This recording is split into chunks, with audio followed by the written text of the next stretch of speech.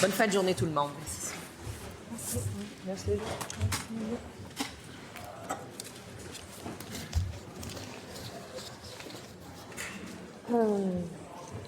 Donc, tel qu'annoncé, nous sommes à la rubrique des motions sans préavis. En fonction de nos règles et de l'ordre de présentation des motions sans préavis, je reconnais maintenant un membre du troisième groupe d'opposition.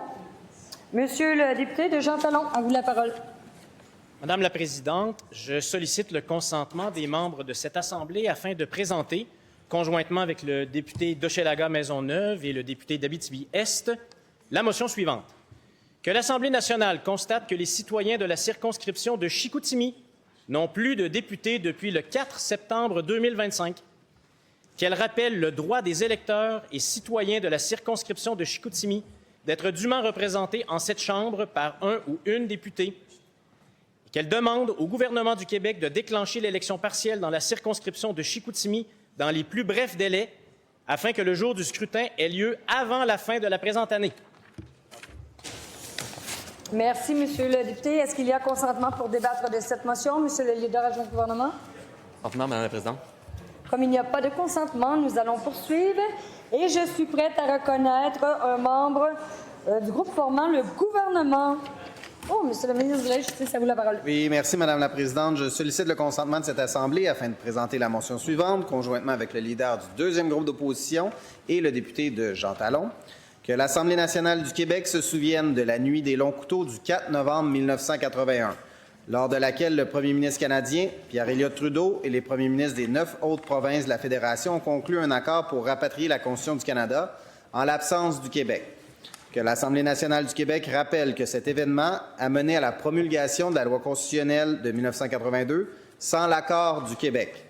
Qu'elle réaffirme formellement qu'elle n'a jamais adhéré à cette loi qui a eu pour effet de diminuer les pouvoirs et les droits du Québec sans son consentement et que la loi constitutionnelle de 1982 demeure toujours inacceptable pour le Québec. Enfin, qu'elle s'oppose formellement et dénonce toute démarche du gouvernement fédéral qui aurait pour effet de restreindre à nouveau les pouvoirs, les droits et l'autonomie du Québec, de s'ingérer dans ses champs de compétences ou de modifier l'architecture constitutionnelle canadienne sans son consentement. Merci, Madame la Présidente.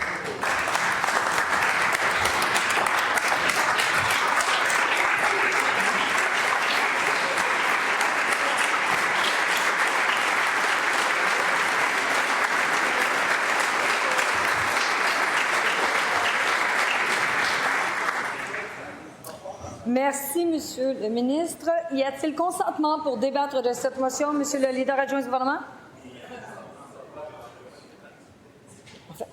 Donc, il y a une demande de vote électronique. Le vote est maintenant ouvert.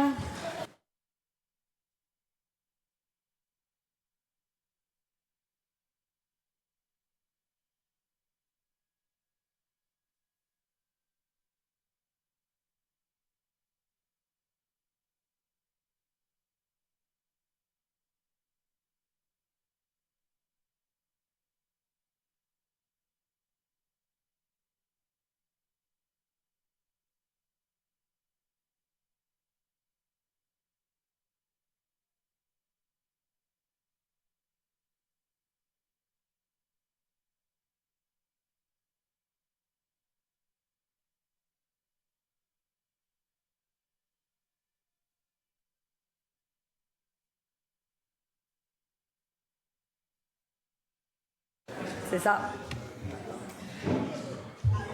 Donc, le vote est maintenant terminé. Monsieur le secrétaire général, pour le résultat du vote. Pour 101, contre aucun, abstention aucune. Cette motion est adoptée. Maintenant, je suis prête à reconnaître un membre du groupe formant l'opposition officielle, Monsieur le député de l'Acadie. Madame la Présidente, je sollicite le consentement de cette Assemblée afin de présenter la motion suivante, conjointement avec le ministre de la Justice et la députée de Rimouski. Que l'Assemblée nationale déclare que la possession ou l'accès à la pornographie juvénile représente des crimes laissant des séquelles dévastatrices et permanentes aux personnes qui en sont victimes. Qu'elle déclare qu'à la suite de l'éclairage des tribunaux, et notamment l'opinion de la Cour suprême du Canada dans l'affaire Québec, procureur général contre Senneville, Le maintien de la peine minimale pour ces crimes représente une nécessité afin de maintenir la confiance des victimes et de la population envers notre système de justice. Qu'enfin, elle demande formellement au Parlement fédéral de recourir à la disposition de dérogation afin d'infirmer la décision de la Cour suprême du Canada et maintenir la peine minimale prévue pour la possession et l'accès à de la pornographie juvénile.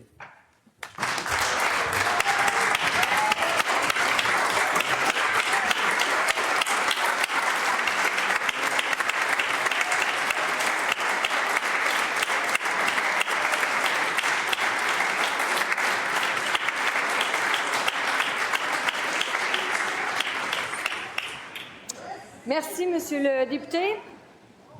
S'il vous plaît, est-ce qu'il y a consentement pour débattre de cette motion, Monsieur le leader adjoint du gouvernement? Donc, le vote est maintenant ouvert.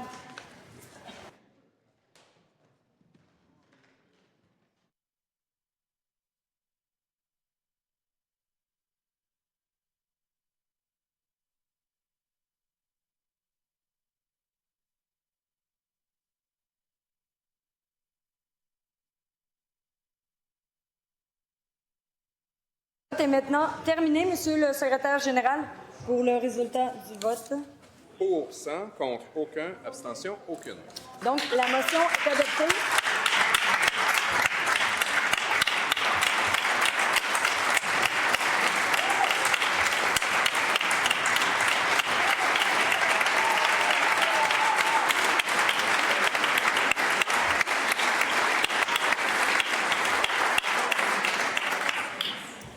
Merci.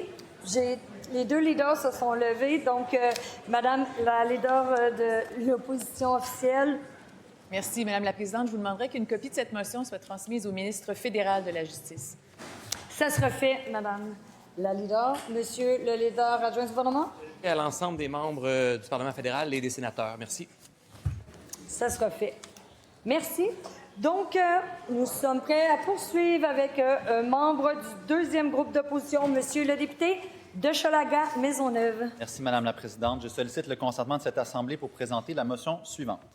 Que l'Assemblée nationale prenne acte du conflit de travail en cours à la Société de transport de Montréal, qu'elle exprime sa solidarité envers les usageurs et usagers durement touchés par la grève, qu'elle rappelle que les travailleuses et travailleurs de la STM exercent leurs droits tels que confirmés par le Tribunal administratif du travail, qu'elle reconnaisse que l'entrée en vigueur imminente de la loi visant à considérer davantage les besoins de la population en cas de grève ou de lock-out contribue à ralentir l'atteinte d'un règlement du conflit de travail en cours.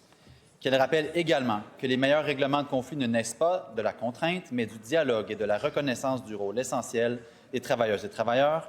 Qu'enfin, elle demande au gouvernement du Québec et à la Ville de Montréal de soutenir activement la reprise des pourparlers afin d'en arriver rapidement à une entente négociée, juste et équitable pour toutes les parties. Merci, Madame la Présidente.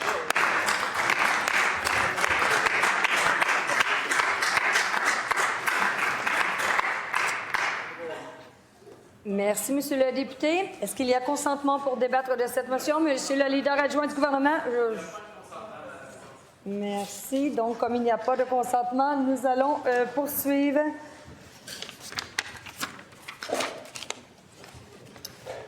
Une motion sans préavis ayant déjà été présentée par le groupe parlementaire formant le gouvernement, je demande s'il y a consentement pour permettre la lecture d'une autre motion sans préavis. Est-ce qu'il y a consentement? Consentement. Monsieur le leader adjoint du gouvernement, vous la parole. Oui, merci, Madame la Présidente. Et donc, le nom de Mme Sonia Bélanger soit substitué à celui de M. Lionel Carman à titre d'auteur du projet de loi numéro 103, loi visant principalement à réglementer les sites de consommation supervisés afin de favoriser une cohabitation harmonieuse avec la communauté. Merci. Est-ce qu'il y a consentement? Consentement. Donc, cette motion est-elle adoptée? Adoptée. Oui, Monsieur le ministre.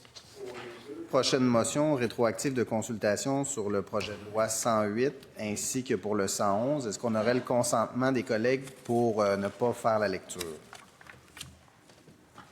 Je crois que oui. Est-ce qu'il y a consentement? Vas-y. La présidente, je fais motion pour adopter la motion rétroactive de consultation particulière pour le projet de loi 108. Donc, je mettrai aux voix la motion. Donc, cette motion est-elle adoptée? Monsieur le dialogue adopté. Madame la présidente, je ferai motion pour adopter la motion de consultation particulière du projet de loi 111. Oui. Juste, étant donné que le libellé doit être rapporté au... je vais juste le lire parce que vous avez été un peu plus rapide. On va le voter.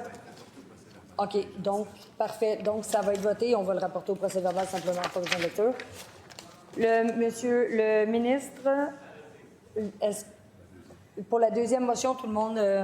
est-ce que cette motion est adoptée?